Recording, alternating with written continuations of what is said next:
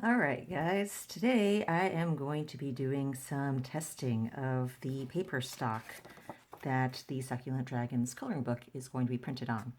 Now, these are just some sample pieces of the paper. It is 160 GSM, which is about 110-pound paper, which makes it a sort of lightweight cardstock.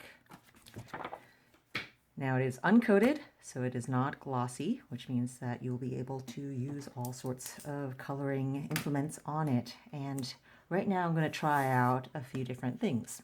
First of all, let's start out with some markers. I raided my 8-year-old's marker stash to grab some of her stuff and see what happens with it. This is one of her little sparkly gel pens. It's one of her favorites. Have to admit, I kind of like it too. And this is just a standard, I think it's some kind of standard Crayola marker type of thing.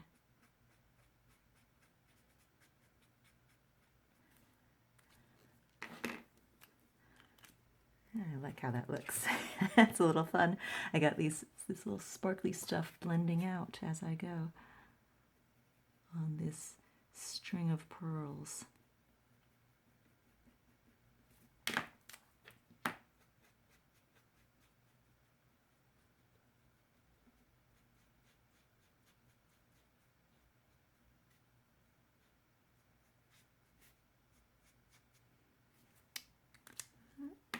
Let's see how that looks on the back. See, there's no bleeding through happening. Although I haven't really been digging in with my color on any one area, but I'm not really holding back either. So this is really good to see right now that there's no bleed through happening.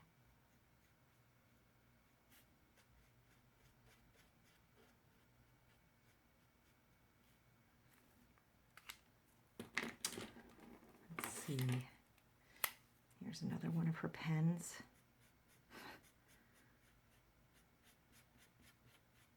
I just grabbed as many of the greenish tones as I could find from her stash.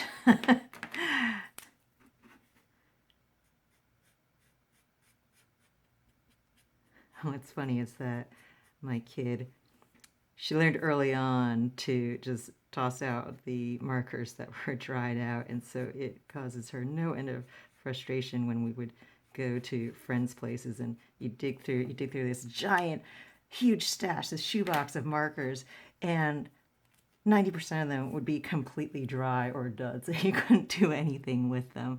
And it's because I would sit down and draw and color with her when she was really little. And it drove me completely nuts when I would pick up a pen and you couldn't draw with it. So I was kind of draconian about always whittling things down to the ones that were actually useful. All right, so here we go. I'm pretty happy with this actually. It's a little sparkly strand of string of pearls. And let's see, yeah, no bleed through happened at all on that. All right, next up, let's see what else I've got here.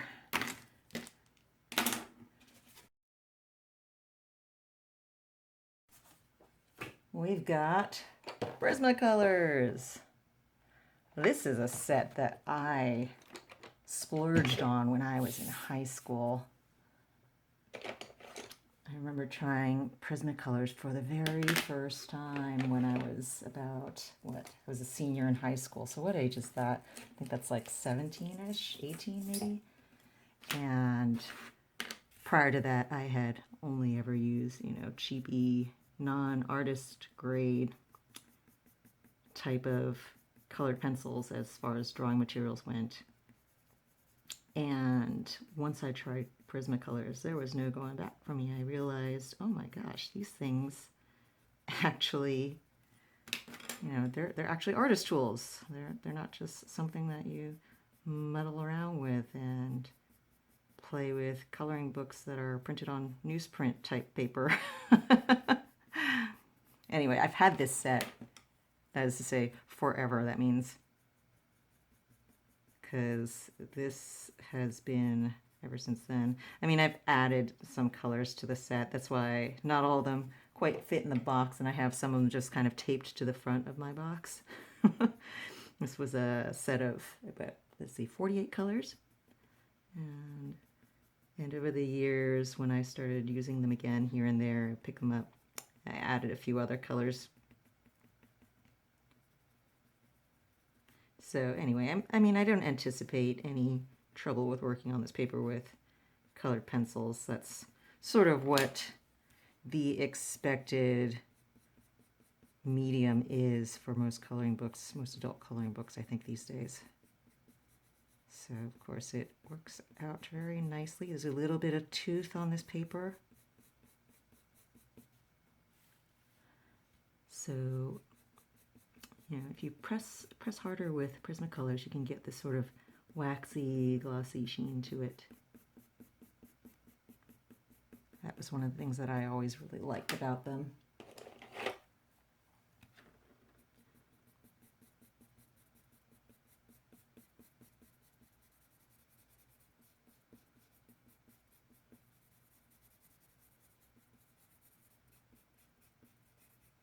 I'm just shading with a bunch of different greens right now. This is the darkest green, and then maybe even shade it further with some, let's see, some plumish purpley tones. This one's Dahlia Purple. And I just sort of layer in my colors as I move down this leaf.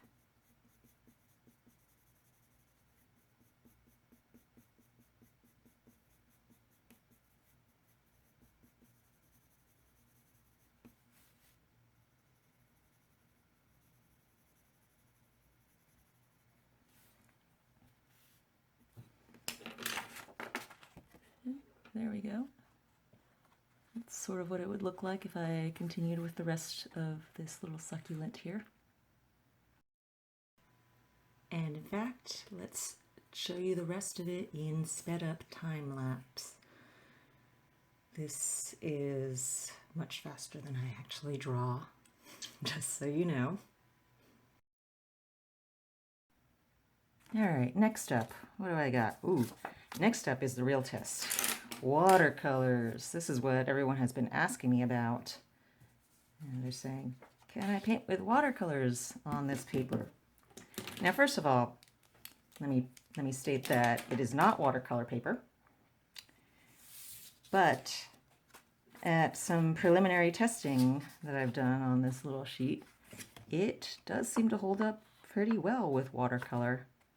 And no bleed through. I did some pretty decent wet on wet washes over there, and it looks okay so far. So let's actually put it to a more practical test here with an actual thing that I would paint. Let's see, where are my brushes? Brushes. All right. This is, you can hear my brushes here on the side, but let me show you. This is just about a quarter of what I've got. I've got just tons of brushes. So this is what I've just been using recently, and I try to put them away into some sort of semi-organized state when I'm in between paintings, because otherwise it just becomes this huge mess of things that I'm trying to sift through constantly. All right, now first of all, second of all, I guess, because I've already said a first. Second of all, I drew these little succulent drawings onto my paper using a Juice Up 0.4 Pilot pen. Now, these are gel pens and they are not waterproof. So there might be a little bit of bleeding from my black on here because this is actually not a printed thing. It is just something that I drew on here. So that's just a little disclaimer now. If you see any black bleeding, that's what's happening with this. It's because it's for the purposes of testing. All right, so what am I going to do? I'm going to start with, let's see, a wash of buff titanium, maybe mixed with some lemon yellow. and also whatever happens to be in this well of my palette. I need to wash out my palette. Don't judge me. All right, and I'm going to start with this little wash. All right, I'm going to zoom in here in a second after I do this initial wash so that you can see, get a bit of a closer look of this as I'm working. Oh, my gel pen's not bleeding too much, surprisingly. And while it is wet, I'm doing a little bit of Wet n Wet green Appetite.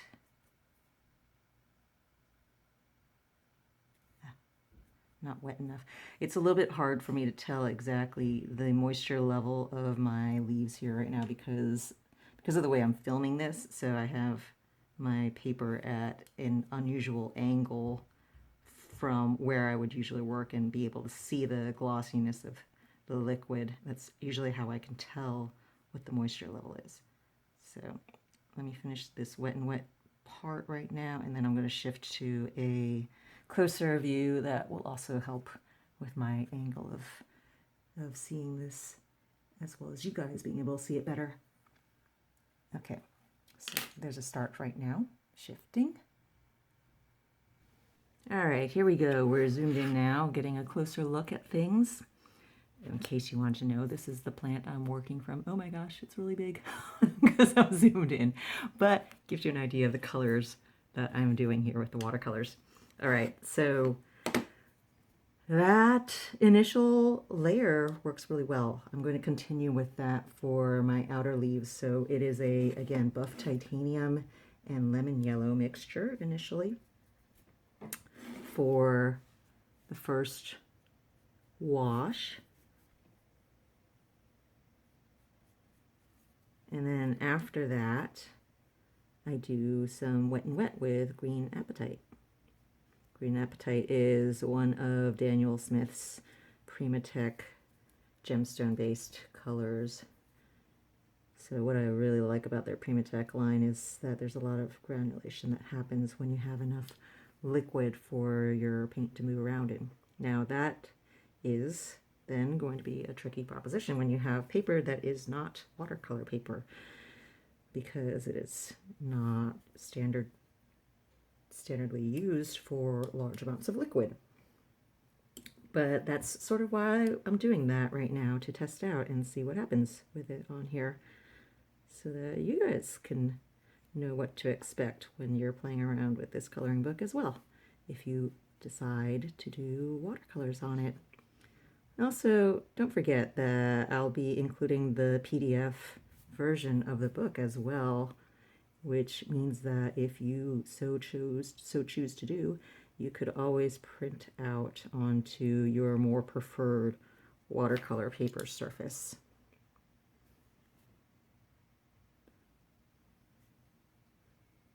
And dropping that green Appetite in again.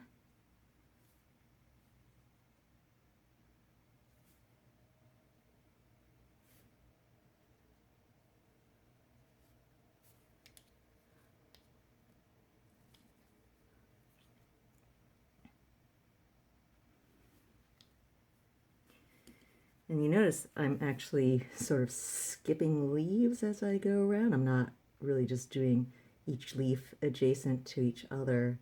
And the reason I'm doing it this way is because I'm working fairly quickly. One, because I don't want to bore you guys as I'm doing this demo. But secondly, because I'm working so quickly, that means that my areas are not having the time and chance to dry in between me moving on to the next adjacent segment. And so by skipping leaves like this, I'm giving them room and time to dry before I start painting something adjacent to it. And that means that my watercolors won't spread, my colors won't spread into those areas. And you see what's happening when I'm doing even this green Appetite is that the pigment spreads out. It dissipates into the surrounding areas, the surrounding wet areas. It does not extend out into any area that is not wet. That is one of the magical properties of watercolor. The frustrations and as well as the one of the expected things that you learn to deal with when you're working with watercolors is that it only spreads as far as your wet area allows it to. So when I'm painting in these leaves, you notice that as I drop in the green apatite, it never extends beyond the range of what I've already painted with the yellow and the buff titanium, right? It doesn't go anywhere else. It doesn't go into my outer page, or it doesn't even go into the adjacent leaf if I have waited long enough to let that one dry. And that's because the dry paper stops it from spreading any further.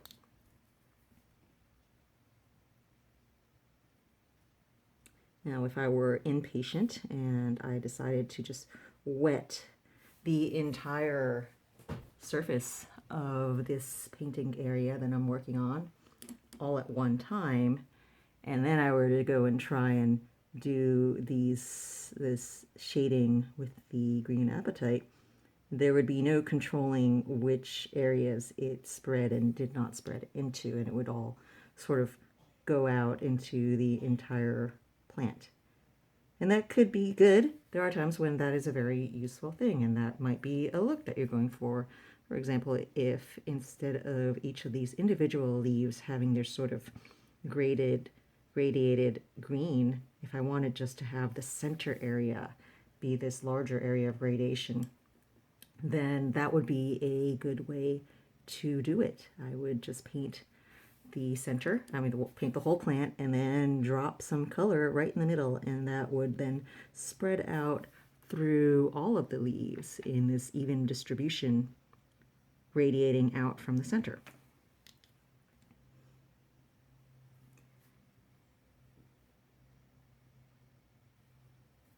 Ooh, that was a bit too much water on my brush.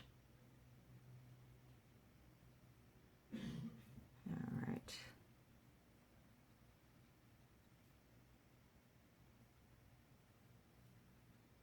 You can see I can also sort of pull the color out from the darkest areas if the water is not flowing in the direction that I want it to, or not flowing enough. And down to these final leaves.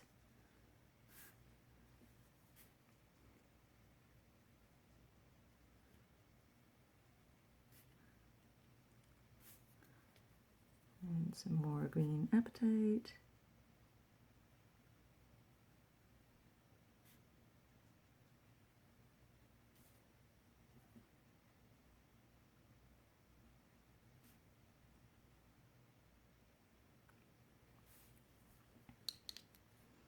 All right, and then there were a few of the leaves. There, I got a little bit into this leaf from the adjacent one, so I'm just smoothing that out with some water. And now I have some of these inner leaves that I did initially.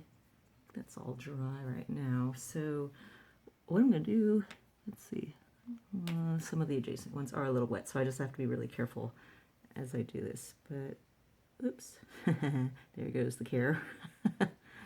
I'm wetting this whole area, as I was just talking about, and I'm going to drop some pinkish tones maybe into the middle.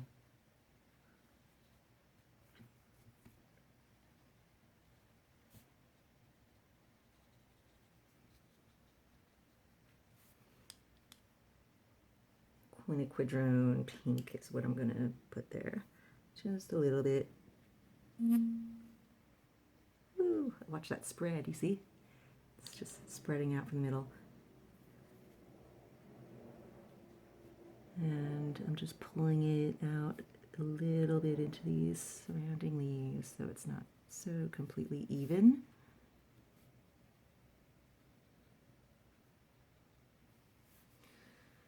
And then I let this, no, I'm not going to let it dry for a little bit actually, because there are some dry areas on the outskirts that I can work on. All right, switching over to a really small size 0 brush. and I'm going to do just some pink edges. And I am doing this dry brush, which if you've seen my previous videos means I mostly remove all the liquid from my brush so that it has just a little bit of the pigment on it, and then I lightly kind of skim the tip of my brush along where I want the color to be.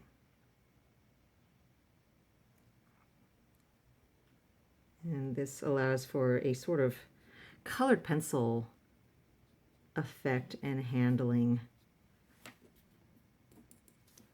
Ooh, stuck to my finger there.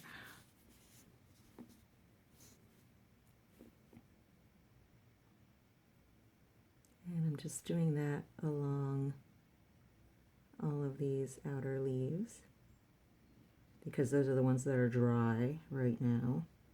I don't want to do this into wet areas because it'll defeat the purpose of my brush being dry. It'll just kind of spread into everything else then.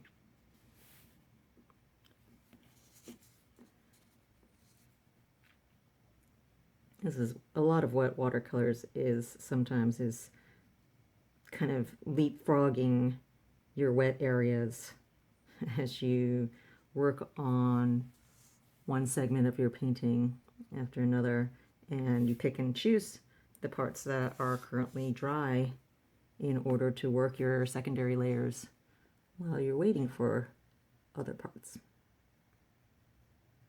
It can be easier when you have a much larger piece to work on because then you have much more space to move around in, and you can move to an entirely different part of the painting rather than, you know, just a couple inches away over here.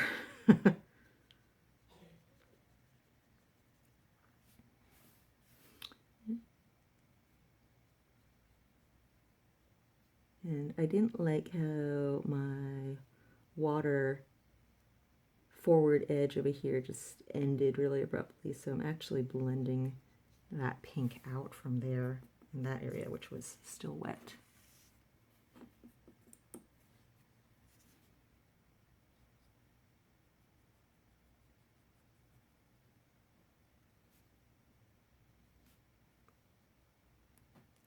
Continuing around my little rosette.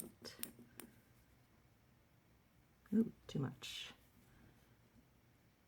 Also, this leaf is a little bit wet, so I kind of jumped the gun on this one. That's why it was so much darker initially when I did that pink streak just now.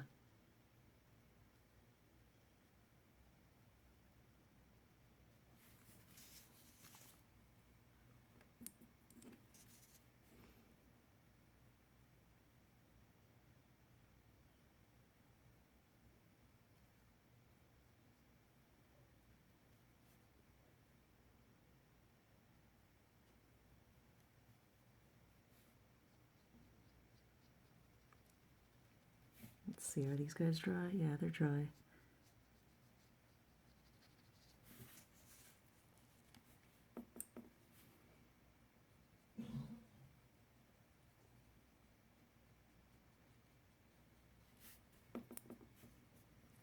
Inside, no, inside areas are not dry yet. Gonna leave those alone for a little bit.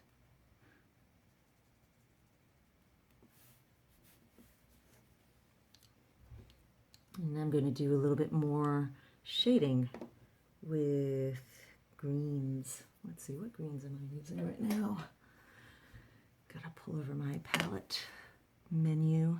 I am going to use, I think I'm actually going to use a little bit of Prussian blue combined with green Appetite to do some darker green shadings.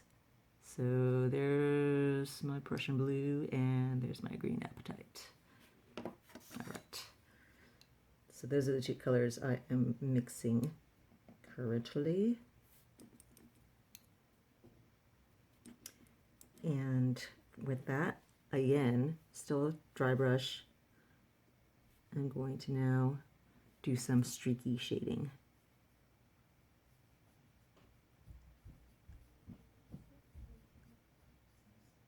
Moving out from the center area. The darkest parts are going to be the ones that where the leaves are overlapped by the more central leaves. So those are the places where I want to add the most shading.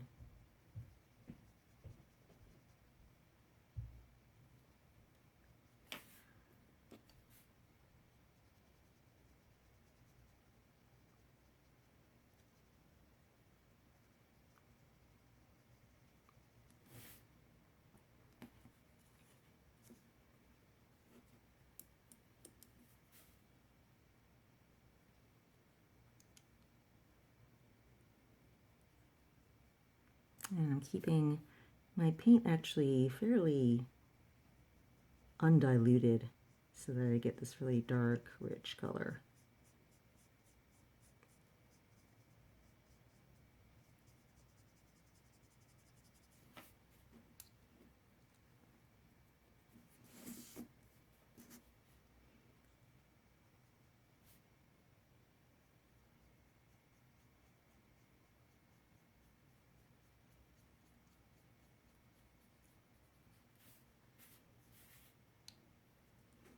And is the center? Center is still not dry.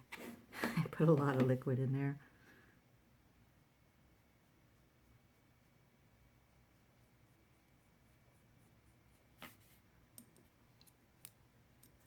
Prussian blue is a nice, really intense color. I like to use it mixed in with other colors when I'm doing shading. Sometimes it can be a little bit too electric looking because it's just this really, really shocking bright blue tone. Shocking dark blue tone, I guess. But yeah, it's a nice one when you can mix it with others as well. But it also makes beautiful skies. I like using it for that as well.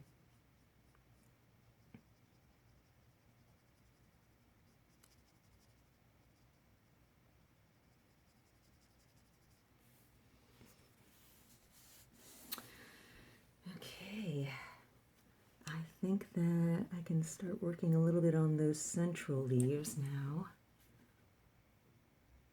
Going back to my quinacridone pink. Too much liquid. I want it to be drier and more intense in coloration. And I'm leaving a tiny little bit of edge of lighter color from the glaze underneath, the glaze layer underneath, just at the edges. In fact, I might even add some white here at the end.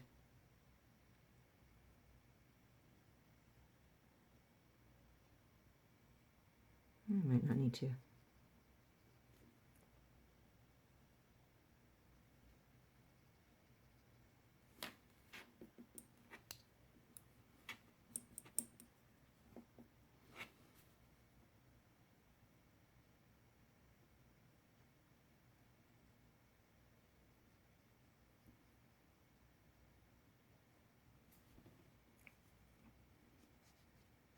And intensify some of these other outer leaves as well.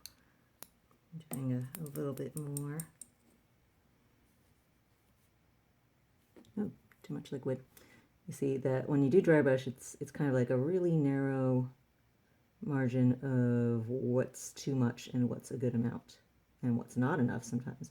Because if you don't have enough, then you're just not gonna you're not gonna paint anything. It's just gonna be brushing your dry brush on the page. Not gonna do anything at all. Okay.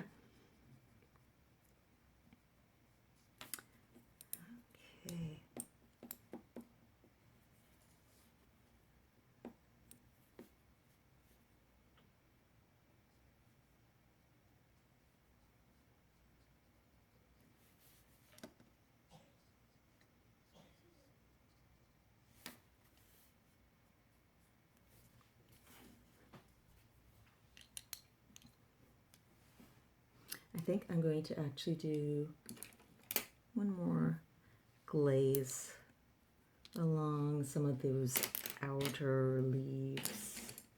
Let me see, digging through my giant pile of brushes again to find just the right size. Let's see, this is a size 4. And I am going to use, let's see, I'm actually going to use the green apatite and Prussian blue mixture again, although this time I'm doing much more of the green, less of the blue, and maybe a tiny little bit of gamboge, which is this beautiful, bright, transparent yellow. Okay, and I'm keeping it fairly diluted. You can see this over here. This is what I'm doing. And now I'm going to brush that over some of my outer leaves just to push them back a little bit. And by push them back, I mean make them recede a little bit more into background element because they're a little bit too competitive with the center leaves, which are more towards the foreground. If you think of the plant as this three-dimensional object. And this shading just gives the entire thing more depth.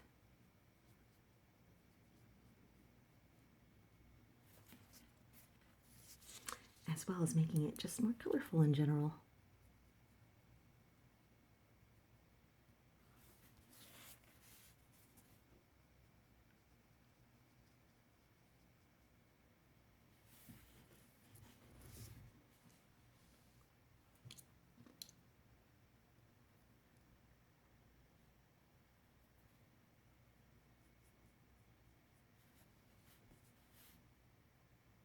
Guys, now that I've done my testing, let's hear the verdict. Can we do markers? Answer is yes.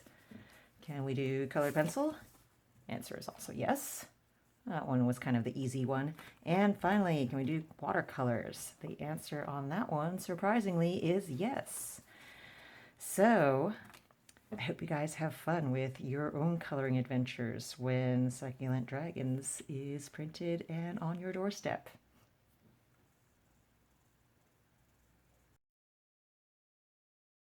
I hope you enjoyed watching me doodle around today. If you like these kinds of process and technique videos that I do, please take a moment to check out my Patreon at www.patreon.com/StephanieLaw. It's with the help of these amazing supporters that I am able to put out about 2 technique videos every month, along with a ton of other material. So please check that out. And as well, if you're interested in the Succulent Dragons coloring book, you can find that at succulentdragons.shadowscapes.com.